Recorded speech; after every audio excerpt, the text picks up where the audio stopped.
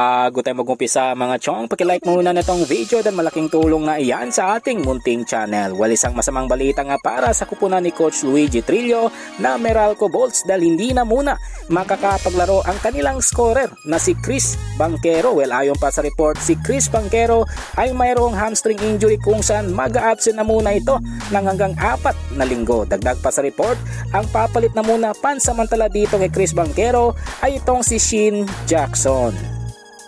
Ibang balita, punta naman tayo sa point guard ng TNT Tropang Giga na si Kim Montalvo na absent din muna ngayong Commissioner's Cup. Ayon pa sa report, nagkaroon ng hamstring injury itong si Kim Montalvo noong Nobyembre 1 kontra sa visiting na Chiba Jets ng EASL na ginanap sa Santa Rosa, Laguna. Dagdag pa sa report, kailangan lang ng pahinga netong si Kim Montalvo na abot ng hanggang 2 linggo. Panguli sa ating balita mga chong, patungkol naman sa head coach ng Converge Fiber Xers na si Coach Aldin Ayo na nabigla sa kanilang debut game kontra Blackwater Bossing na nagtapos sa score na 103-84.